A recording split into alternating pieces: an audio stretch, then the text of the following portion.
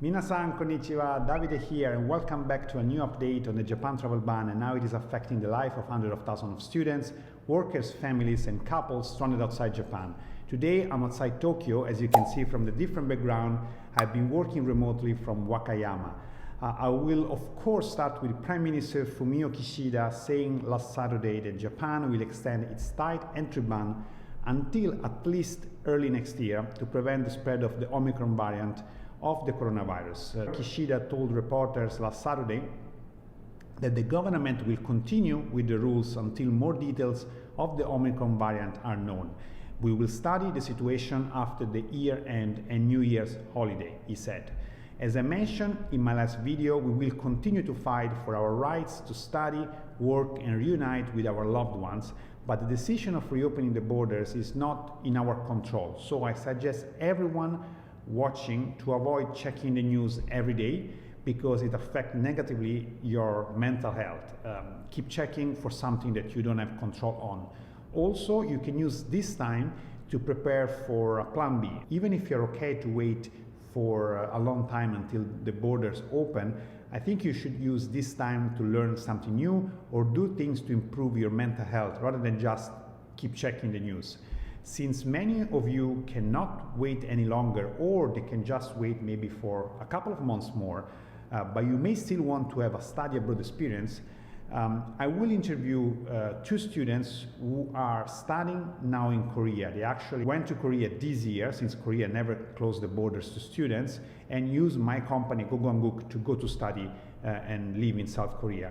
Korea could be a long-term destination for you where you can study Korean for 1 or 2 years or even longer if you are planning, for example, to go to a university after language study. But since it's very close to Japan, it could also be a place where you spend just maybe 3 or 6 months of your time learning some Korea, having a study abroad experience already while you wait for the Japanese border to open. Then when the Japanese border open, you can decide if it's better for you to stay in Korea or move to Japan. Also, Korean and Japanese grammar are very similar, so if you learn some Korea, you will find learning Japanese later easier. Or if you already know some Japanese, you will surely have some advantage when you learn Korean. So that's my advice. Don't look to the news every day and use your free time to learn something new or work on a plan B. That could be, for example, South Korea. Of course, you may really have zero interest in South Korea. In that case, your plan B could be something else. One positive thing to mention is that we have started to see some movement from foreign embassies like the Polish, Spanish and Mexican embassies in Japan. Also, the EU Parliament have acknowledged the issue, at least through private communication with some of the students.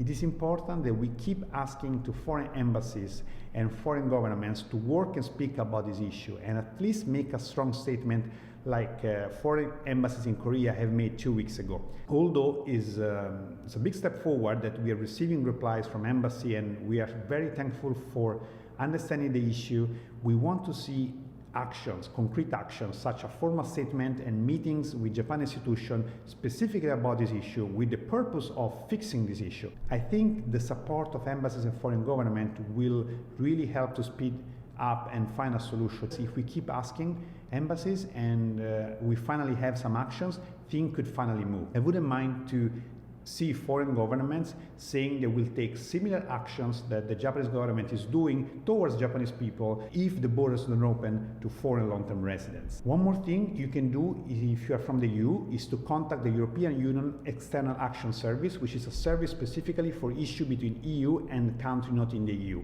I will post the link to the page together with all other links in the description of the video. If you are from the US, you can contact the Department of State through this form, which I also will put in the description. Thank you so much for the over 5,000 people who have watched our event last week. The info about the event were published by both NHK in Japanese and NHK World in English. Please read the articles and help me in sharing them. Since more people read and share, more NHK will keep covering our actions. Daigaku Shimbun published an interview with me about the Japan travel ban and its effects on students. In the article, I say that Japan shouldn't overlook the critical situation where foreign human resources are leaving Japan for other countries. From today, Japan will begin operating a special app that will allow people using their smartphone to show a proof that they've been vaccinated. Also, the entry process will go through a digitalization process which means that until now, when you enter in Japan, you had to prepare a lot of paper and write and sign a lot of things by hand, as I show in my video about when I came back to Japan in August. But this process is going to be mostly digital, helping to speed up the whole process. I hope that also new entries will benefit from these improvements very soon. That's everything for today. Don't forget to watch my video about studying in South Korea. And as always, thank you very much for watching, and I'll see you in the next video. Mata ne!